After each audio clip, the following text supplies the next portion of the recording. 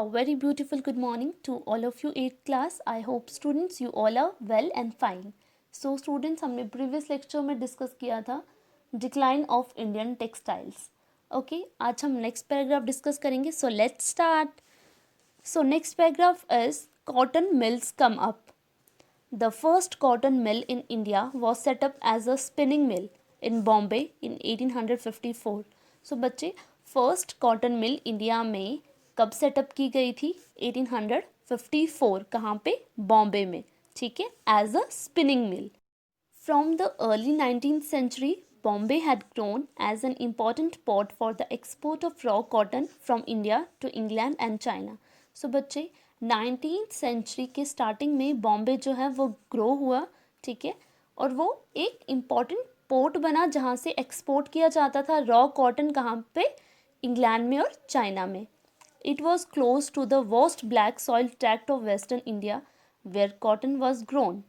When the cotton textile mills came up, they could get supplies of raw material with ease. So बच्चे ये western India की विशाल काली मिट्टी के करीब था, ठीक है, जहाँ कॉटन ग्रो किया जाता था. और जब कॉटन टेक्सटाइल मिल्स ने अपना काम वहाँ पे स्टार्ट किया तो उनको आसानी से रॉ मटेरियल जो रॉ कॉटन था वो ईजिली मिल जाता था. Okay. By 1900, over 84 mills started operating in Bombay. Many of these were established by Parsi and Gujarati businessmen who had made their money through trade with China. ठीक है. So students 1900 में 84 mills start हुई बॉम्बे में, ठीक है, और जो ये सारी मिल्स थी ये किसने इस्टेब्लिश की? पारसी ने या गुजराती बिजनेसमैन्स ने, ठीक है, जिन्होंने अपना पैसा लगाया, ठीक है, और उन्होंने ट्रेड करना स्टार्ट किया किसके साथ? चाइना के साथ. Mills came up in other cities too. The first mill in Ahmedabad was started in 1861.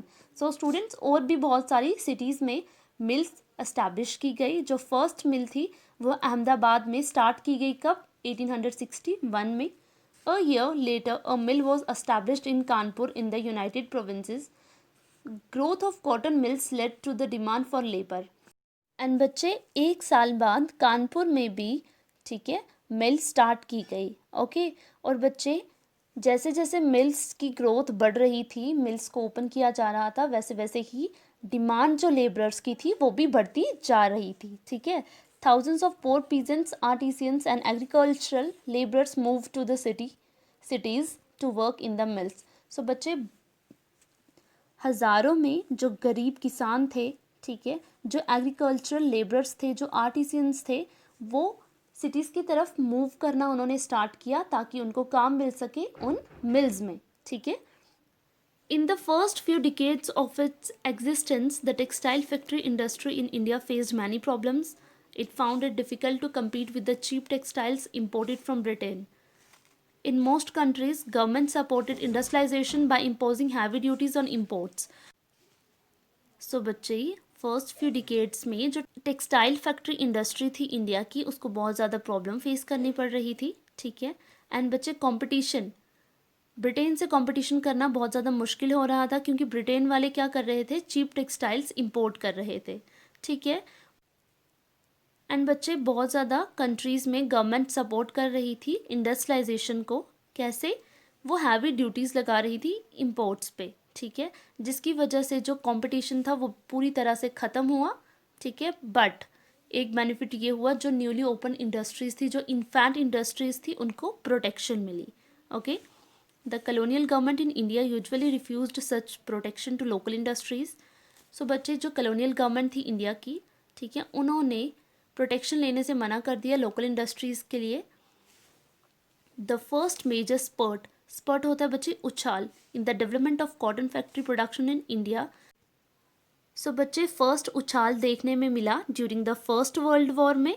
ठीक है. जहाँ पे जो टेक्सटाइल इंपोर्ट हो रहा था ब्रिटेन से वो डिक्लाइन हो गया एंड इंडियन फैक्ट्रीज़ को कहा गया कि आप क्लॉथ को प्रोड्यूस करो मिलिट्री सप्लाईज़ के लिए, जो कि मिलिट्री को सप्लाई की जाएगी. ओके. सो स्टूडेंट्स ये बेनिफिट हुआ, ठीक है, during the first world war India को. सो बच्चे एक न्यू वर्ड आया है, ठीक है, smelting. The process of obtaining a metal from rock और soil by heating it to a very high temperature. Smelting होता है बच्चे पिघालना. ठीक है, ऐसा प्रोसेस जिसमें मेटल को पिघलाया जाता है, ठीक है, वेरी हाई टेम्परेचर पे हीट किया जाता है, और of melting objects made from metal in order to use the metal to make something new, और कुछ न्यू बनाने के लिए मेटल को मेल्ट किया जाता है at a very high temperature. So that's all for today's video.